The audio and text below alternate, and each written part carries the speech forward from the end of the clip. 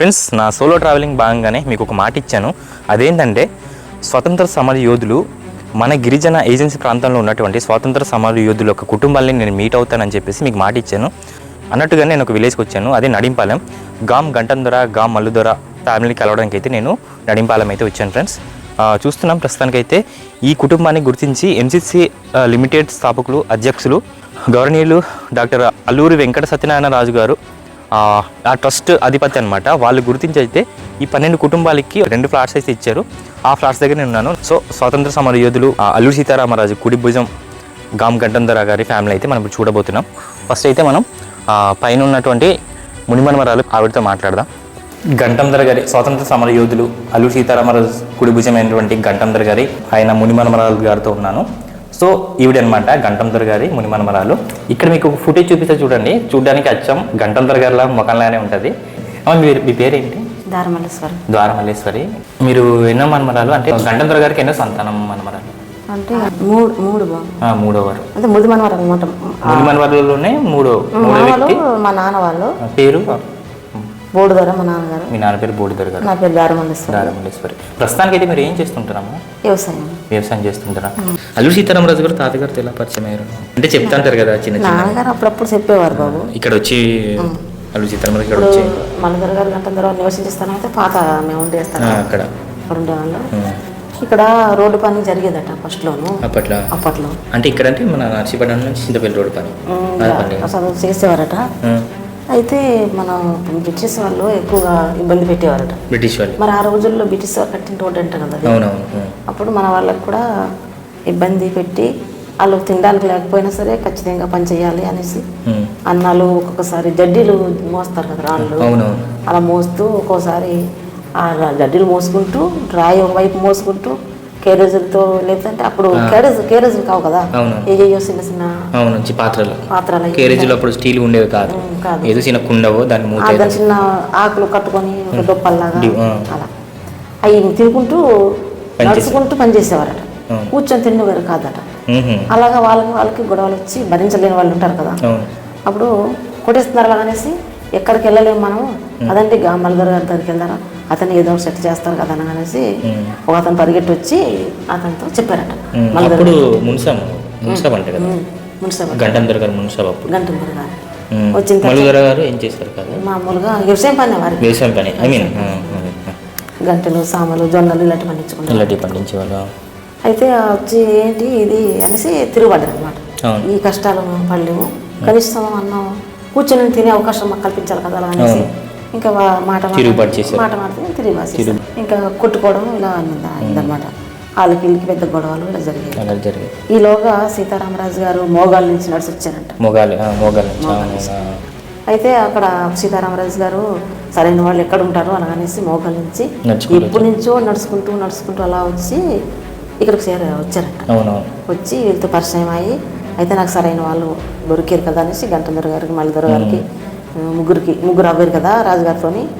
ఇప్పుడే పనుల్లో ఇన్ని ఇబ్బందులు పెడుతున్నారు కదా మనల్ని, మనం తిరుగుబడి చేయాలనేసి చెప్పుకొని వీరు ముగ్గురు మళ్ళీ తిరిగి ఇక్కడ జనాల్ని సైన్యాన్ని పోగు చేసుకొని ఇంకా విప్లవం మొదలైందండి. అదే స్థలంలో ఉంటున్నామండి.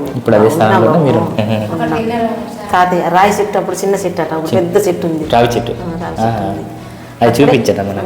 అలా వెళ్దాం. విప్లవం ఇక్కడే పుట్టింది అలా అనేసి ఇంకా అక్కడి నుంచి పెద్ద పెద్ద గొడవలు, పెద్ద పెద్ద తిరగడం, ఈ అంత దావనపల్లి ఘాటి అని ఉంది, నడుచుకుంటూ జనాలతో తిరిగి ఇంకా ఒక్క గంటకి 7 స్టేషన్లు కొట్టేవారట బాబు. ఒక గంటలో కళ్ళు మూసి తెరిసేలోగా ఆ 7 స్టేషన్లు కొట్టేసేవారట. మరి ఎలా చేశారో ఆ మహిమ మనకు తెలియదు. అయితే తాతయ్యలో ఒకవేళ తుపాకితో కాల్చిన, కత్తితో పొడిచిన తెగదు. తాత వాళ్ళు బట్టలు పోతాయి కానీ శరీరానికి ఏం డ్యామేజ్ రాదు అన్నమాట. అందుకని ఈ సీతారామరాజు గారు ఈ ఇద్దరిని తోటి ఇంకా తీసుకున్నారు అనమాట. ఒకవేళ కత్తితో నరికేసిన తెగదు, పొంగిపోతుంది, శరీరం పొంగిపోతుంది కానీ తెగదనమాట. అలాగా అప్పుడు ఏదైనా మెడిసిన్ వాడేవారమ్మా? మీకు చెప్పారు అలాంటిది ఏదైనా మెడిసిన్? మరి తెలియదు, చెప్పే ఉంటారు కానీ వాళ్ళు ఈ కాయలు కాసేసి లోన ఈ కాళ్ళకి ఇలాంటికి ఇంత పుల్లకలాగా అయిపోతే అవి తీసేవాడు నాన్నగారు. తీసేవాళ్ళ నీకు అది చెప్తానరా, నా కాళ్ళు తొక్కండి అలాగని చెప్తే నిమిరితే అతనికి సరిపోదు తొక్కడమే. అంత గట్టివారు కాబట్టి స్వాతంత్రం కోసం గట్టి తిరుగుబాటు చేశారు. చింతపల్లి, రాజవోమంగి, కేడిపేట, పాడేరు, ఇట్లా అన్నవరం స్టేషన్లు కూడా రాత్రి ఇంకా సైన్యం అంతా అయిపోయింది. ఇంకా ధైర్యం మల్దర్ గారు అయితే ఎక్కువ కోపం కొంచెం తనకి ఎక్కువ, కోపం ఎక్కువ. వెళ్ళి తుఫాయితో తెలియదంట, గురి తెలియక కత్తే ఇంకా గంటందర్ గారు మాత్రం తుఫాయితో చేస్తారనమాట. సీతారామరాజు గారు, గంటందర్ గారు, సీతారామరాజు గారు సైన్యం అంతా అయిపోయారు, ఇంకా మనము దొరికిపోదాం అనేసి చెప్పుకొని దొరికిపోయారంట. మన వాళ్ళంతా అయిపోయారు, ఇంకా మనం ముగ్గురే ఉందాము, ఉద్యమం ఆపేద్దాం ఇంకా అని చెప్పుకొని దొరికిపోయారనమాట. దొరికిపోతే సీతారామరాజు గారు దొరికేశారు. తాతయ్య అదే గంటందర తాతయ్య ఏమో ఒక చెట్టు దగ్గర ఏదో మామిడి చెట్టు దగ్గర ఒక మామిడి పండు కోసుకొని తినుకుంటూ ఉన్నప్పుడు వచ్చేస్తున్నారంట. తుపాకులు పేరుకొని వచ్చేసిన టైంలో ఆ చేతులను సవ్వకూడదు అనేసి తను మరి ఒక కొమ్మ ఏదో దాటిపోయి కాలు ఇరికిపోయి మధ్యలో ఇంకా నేను చవ్వకూడదు, వాళ్ళ చేతుల్లో నేను చవ్వను ఇంత జయించి తానంతట తానే కాల్చుకొని చనిపోయారు. అవునవును. సీతారామరాజు గారు దొరికేశారు. సీతారామరాజు గారు మొత్తం దొరికేశారు. అతను కూడా ఇతను దొరికేశారు. అంటే వీళ్ళు కావాలని ఇంకా సైన్యాన్ని అంత అయిపోయారు కదా, మనం దొరికేద్దామని చెప్పుకొని దొరికేస్తారు. బాబు దాక్కోలేదు, మాట్లాడుకొని. అయితే సీతారామరాజు దొరికేశారని ఒక చెట్టు కట్టేసి తెల్లమాను పొత్తడమాను ఏదో చెప్పేవారు నాన్న వాళ్ళు. ఆ మానలో కట్టేసి కాల్చేశారంట. కాల్చిన తర్వాత అతనికి రక్తం రాలేదంట శరీరానికి, బాడీ కాల్చిన తర్వాత రక్తం రాకుండా తెల్లగా పాలు కనిపించిందట. అలా కనిపించిందట. అతను సమాధి చేశారు, అయిపోయింది. మల్దర్ గారు దొరికేస్తారు, ఇతని కోసం గాలించారట పోలీసు. అయితే దొరికిన తర్వాత తీసుకెళ్ళిపోయి వైజాగ్లో జైలు పెట్టేశారట బాబు. అయితే 5 సంవత్సరాలు పెట్టారు. ఆ తర్వాత అదే 5 సంవత్సరాలు అన్నారు అప్పుడు నాకు చెప్పారు నాన్న వాళ్ళు.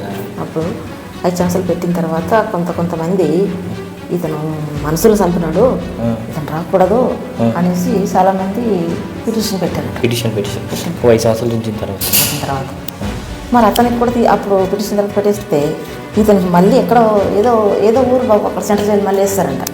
అవునవును. అండమాన్లో అప్పుడు సెంట్రల్ జైలు ఉంటుంది మనకి. అదే అప్పుడు మనకి స్వాతంత్రం రాకుండా ముందు అండమాన్లోనే ఉండేది. అండమాన్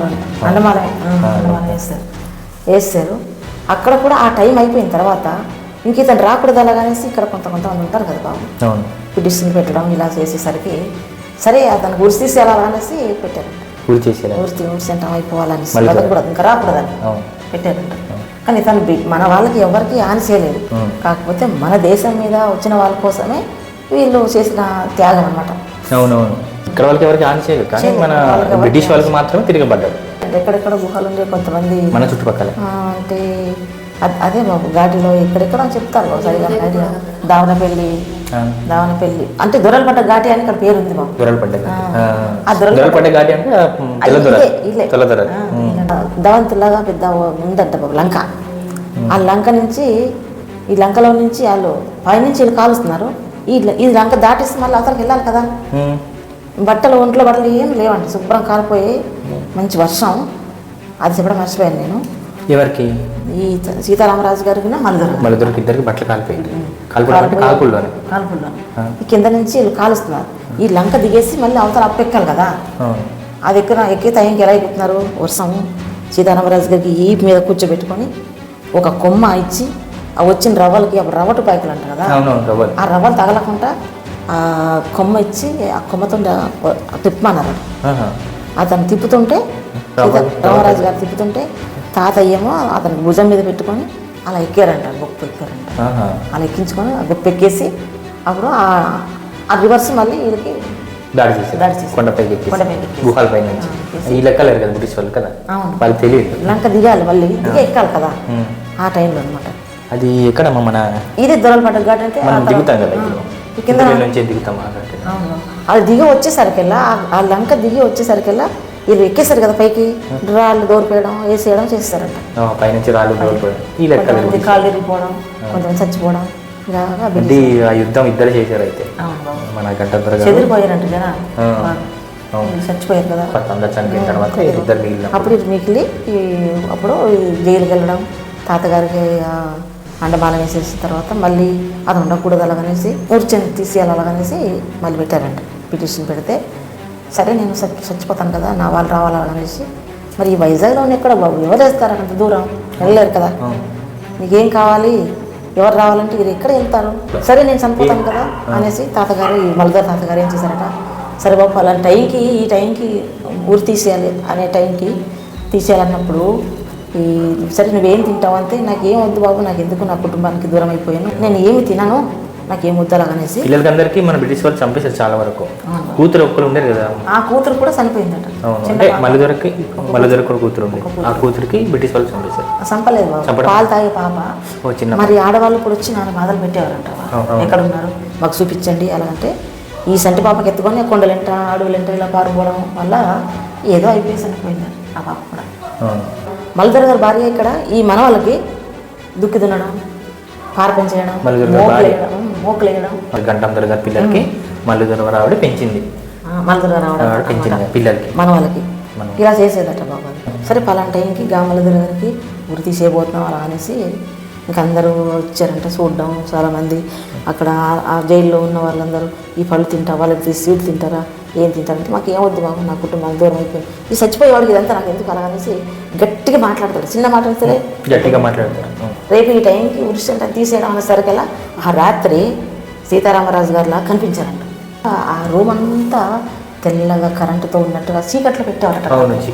అప్పుడు తెల్లగా కరెంట్ లాగా ఉంటే చూసిన తర్వాత నేను వచ్చాను అమ్మ అంటే అమ్మనే పిలుస్తుండేవారట బాబు గారు.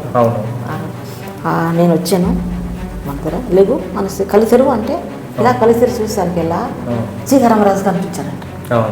కనిపించేసి అమ్మ నువ్వు చనిపోలేదు అయితే బ్రతుకున్నావా అలా అనేసి మనదరు గారు పట్టేసుకున్నారట బాబులా. పట్టుకుంటే అల్లరిసేపు ఏం కాదు, నీకు ఏ టైంకి ఊరి తీయాలి అని ఆర్డర్ వచ్చిందో అదే టైంకి నీ ఊరి తప్పొద్ది, నువ్వు మంచి పేరు మోసుకుంటావు, నీ కుటుంబంలో చేరుకుంటావు, నీకేం కాదు అలా అని చెప్పేసి ఒక చెంబుతో చిన్న మరచెంబులు ఉంటాయి కదా, అక్కడ కొంచెం నీళ్ళు ఇచ్చి ఆ నీళ్ళు ముఖాన్ని కొంచెం మీరు తల్లి తాగిన తర్వాత ఇతను మళ్ళీ కనిపించకుండా వెళ్ళిపోయారు. కనిపించట్లేదు, సీతారామరాజు అలా కనిపించారు, అలా చెప్పేశారు, ఇంకా మళ్ళీ కనిపించట్లేదట.